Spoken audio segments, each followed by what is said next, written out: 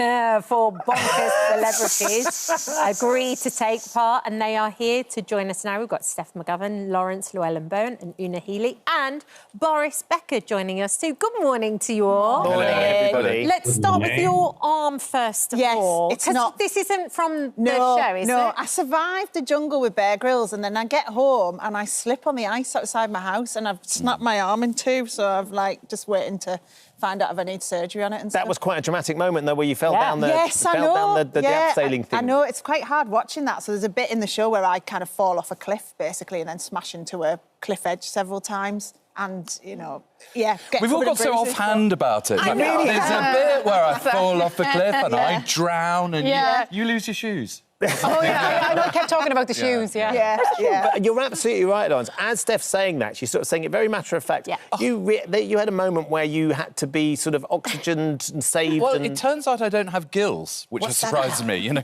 getting stuck under a boat meant I couldn't quite breathe. The basic problem was that, you know, in my head I'm like Action Man, but in reality I'm Grandpa Pig. And, you know, actually sort of doing this stuff, you know, I'm all up here with it, but then trying to do it less so.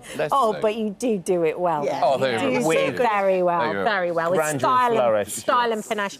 Una, you must be super cool now with your kids, because I've got kids as well, and they think Bear Grylls, the ground he walks on, they worship. So, like, they don't remember me being in the Saturdays in a girl band, and they don't really care, even though they've seen pictures and videos and all that. But as soon as I told them I'm going to be doing a Netflix show, they're like, with Bear Grylls. Oh, they're so excited. Yeah, really. And they've seen the first couple of episodes, like we have. And what did just they the make first of it? two. That's all we've seen. And what did they make of it? Yeah, they really enjoyed it. Like, we're going to binge watch it all together. So yeah, the 8 episodes, they're all out now. So yeah, all together. Boris, thank you for joining us. Hi, sadly, Boris. you can't be here. There's travel restrictions, of course, because of your time when you spent in prison, which I was amazed to understand as you're talking in the show, you're really open about that experience and how that that impacted on actually going and doing this show. Well, I was really careful what I was talking about. I mean, the challenge being a jungle with, first 11 strangers was, big enough. And then obviously hunting down by Bear Grylls was even more frightening. But then you have, there's many times when you just sit in the camp, you talk to one another a little bit and you do open up. This challenge was really trying to get uncomfortable, being comfortable, getting uncomfortable, and so you need each other, and therefore we spoke about a lot of things. But Boris, there's uncomfortable and there's uncomfortable. Like, didn't you break your knee or something like that on the first episode? And it just, I was talking to Steph, and it just grew and grew over the space of the time that you were in Costa Rica. Well, it's a real challenge. It's not for the faint-hearted. You really have to go further than you think you can go. And yes, I've hurt my knee a little bit, but I don't want to take too much away from the show. But overall, everybody went where they didn't think they could go. And I think that's the charm of the show. I wonder, Boris, how being an internationally renowned athlete and supreme tennis player and global superstar prepared you for sharing a room with Laurence Llewelyn-Bowen. For example, and 11 others. I mean, the bigger challenge was really sharing, a huge bedroom with 11 strangers, and we all make different type of noises at night, and you'd be surprised. You have no idea. Who knew that Mel B snores like this? There are those moments, though, Steph, when we watch sort of the jungle and we watch bits and pieces. You guys turn up in this it's in a beautiful place. Yes, so it is. all of you are in a very open room, sharing together, sleeping together, and it's roasting hot. Yes, it is, and you don't get a sense of the heat, I don't think, from the show. But there was a time I remember just pulling the cuff of my arm and sweat was just pouring out. Yes, but it was fun, though. I laughed so much. There's nothing like when you go into bed at night and you look across and you're like, there's Boris Becker, there's Mel B, and there's Laurence Llewelyn-Bowen, who looks like a king who's died. She would literally, she kept waking up and going, because I looked like I was lying in state, apparently. It did. I was also draped in a mosquito net. I am not surprised, Nice. are you? No. And the thing I was surprised about, though, is out of everybody, you managed to get in a hat, some sunglasses, a fancy shirt, the cologne. Fancy shirt, yeah. No, well, the thing was, I mean, I had a bit of a spy in the House of Love because the wardrobe lady, the lovely Dirty Susie, just rang me up and said, listen, I can't put you in this stuff from the high street. Can you, you know... So I sent her some of my own shirts and some of my fabrics. They'll do, they're in the colour field. Yeah. And I suddenly realised that I was the only one there that had all my own stuff. You were borrowing it. You'll see me a lot. Yeah, Danny was after it straight into my toiletries bag. So you smuggled in contraband? Well, I didn't even... I wore in contraband and no one said no. I was just Laurence. like, you know, well, you can take it away from me if you want to. Eventually they did. Eventually they did twig. Right. And I found myself having to wear high street. That was the most traumatic thing. That was worse than being in the bear pit. Yeah. Yeah, oh, my God, wearing chain store clothes. It was really It'll never be the itchy. same again. Una, talk to us about being hunted by bear, because, you know, there is moments within this where you will face big challenges and then you end up in the bear pit being So if you chased lose your down. challenge, we're all living together. So I would say it's kind of like Big Brother / Hunger Games. Like, just to sum it up really quickly, that's how I would describe it. And we were all living together. Then we were put into 2 separate teams against each other. And then whoever lost then were put into the bear pit. There's only like 4 exits, 5 go in. So you either have to evade or escape. Yeah, escape. So there's like different exits. You have to find your tool. And while you're in there, you just have to be on amber alert. That's what Bear Grylls says. Like, be really stealth-like, really... Be a deer. Yeah, be a That's what he deer, says. yes. Be a deer. Yeah, be a I thought he deer. was being friendly. Be a deer. Well, there's crocodiles and There is. scorpions There's and potential snakes, life hazards. sharks. There's also And celebrities. those howler monkeys that sound like Yeah. dinosaurs. Yeah. They sound like dinosaurs. Boris, I wonder, you know, obviously in the world that sort of you guys exist in and you work in and the experiences you have, did you expect it to be as tough as it was? Well, when I first was approached by Netflix and Bear Grylls, I was, flattered and honored. I'm a big fan of Bear and all his shows before. I didn't know what to expect, but I'm a kind of guy that always tried to push my own boundaries a little bit. But I didn't think it was going to be that bad, honestly. There was probably no technology, no contact with the outside world, and then ultimately with a bunch of strangers for 2 or 3 weeks. So yes, having said that though, I only have great memories, and I miss the team. I'd love to see you again, and hopefully soon. He was the godfather, so we would all go and sit and chat to him just to feel inspired and He was motivated. motivational. Like, he was so motivational. He was like the druid. Mental Yeah. thing, yeah. He was sorting everyone's problems out. Yeah. Very kind of- You were like, He was the if you were wise upset, elder. yeah, He you'd used go, the "Go and force." talk to him. He was Yeah. Obi-Wan, Yes. Boris No, Becker. but yes. I tell you who wasn't like that, though.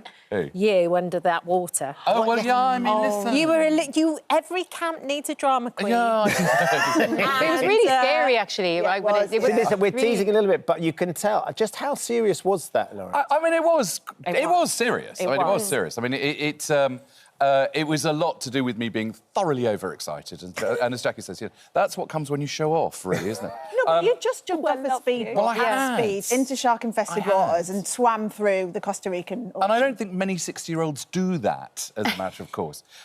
But the extraordinary thing was just how incredible everybody was at that moment. There was no, no one even thought they all went into this immediate kind of rescue mode, and they have this extraordinarily wonderful large selection of people in small red bikinis that come and rescue you. Baywatch-esque. Very That was in Baywatch. Mirage. I don't think that Do you think happens. did that not actually happen?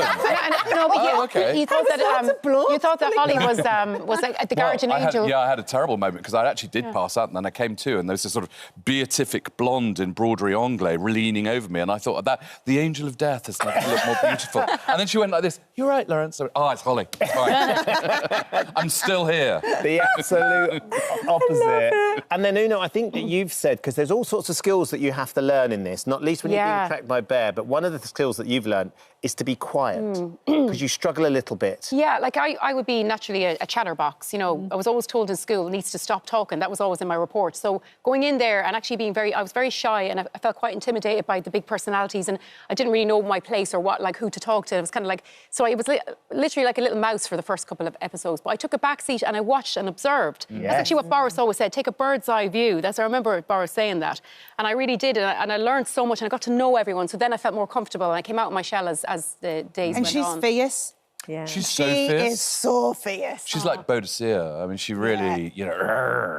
She's the person you want on your team. Really? Yeah. Whatever you're going As through well. in life, Yeah. you Yeah. are so good. Yeah. It was- yeah. What were the dynamics like in there? Did you all kind of get along all of the time, or was it? So we had the Godfather that was Boris. That's what I'm was, trying yeah, to work out. Yeah. You know, everyone kind of took on a role, didn't they, in some way? You were Yeah. like the clown, the court Oh, jester. thanks for that. Yeah, that's great. Lovely. Thanks for that. That's great. He's what so with witty. my long shoes? Yeah, OK. You know, and my squeaky nose. Isn't it? But I think they were, you know, to most of the time we were working together. It was only really when you're in the bear pit where you're entirely just fending for yourself. Right. Well, I think, I mean, Actually, and this is what makes this show different, because actually it's about building you, not tearing you down. So many of the other formats, you know, they're putting you in such extreme circumstances and it's about breeding conflict. This was actually about giving us an environment to get to know each other and then to get to know how we could be a bit better. And actually, I think it's a very clever thing to do, because I think all of us ended up being a lot more out there, a lot more brave, reaching a lot further when we were in the challenges, because we didn't, you know, we were getting on. You know, we weren't. There was no sort of insecurity. And actually, it's behind very it. different to other shows as well, because we actually got fed out of the smoke, literally. Big Zoo, who's a chef, Yes. he was cooking by the fire pit for us every night. Yeah. It was really Oh, it was lovely. And because we didn't have our phones, we actually all had just like the art of conversation was back, and it was really a lovely thing. And I think I'd recommend anyone to have a digital We detox. had a lot of meat. We did, and salads. Protein No, is your friend Yeah. when you're out Basically, there. yes, Yeah, we there's a ate lot of really it. well. And just one thing on Holly, because there's this amazing moment where all of you are there and you're covered in mud and you're sweating and you're dripping. And then, as you described her, she does appear like a mirage. Yeah, looking fabulous. Gorgeous, yeah. What's it like? What's Do you know, what's she her was role? great because Bear was like the head teacher who you constantly wanted to impress. And Holly was more like your kind of form tutor who looks after you, and she'd come in and she'd be like, you It's like all right? matron. Yeah. Yeah, Oh, right. she was so kind. And also, whenever she came in, we were all like, because I'm obviously a massive news junkie, so I was like, there's an election being called, Holly. What's going on now? And, you know, everyone Was would she be asking giving- I was things. like, is coral still colour of the year? Have fashions changed in helmets since I've been away? Is it mocha something, isn't it? I think it is mocha something. Yeah. Mocha Mocha latte. surprise. Yes. So, Boris, obviously you did this with a cast of British celebrities. Is there any suggestion that you might be taking some German celebrities into the jungle, or maybe doing it without getting an injury and completing the challenge? Well, I've had some invites over the last couple of years. So far, I've been refusing. I mean, for me, the decisive moment was, you know, was obviously Bear Grylls, and Holly was excellent as well. I'm normally more into the world of sports and you know, sports commentary and all that. So reality TV is normally not my cup of tea. Normally not, but you made an exception, and it left you with an experience you'll never forget, I'm sure. I'm sure. No, it was wonderful. And I can't wait for the episodes to show. I've seen the first two, but I haven't seen the others. And yeah, it was a wonderful experience. And I would do it all over again, but with the same crew. Amazing. Excellent. Something you guys are never going to forget. What, Boris? No, never. Never in a million years. The Godfather. Thank you all for joining us and coming in. Boris, thank you for joining us as well. Thank you. Yeah, Celebrity Bear Hunt is on Netflix. Thank you for visiting our This Morning YouTube channel. We upload new content every day, so go ahead and hit that subscribe button so you don't miss out. And we'll see you in the morning.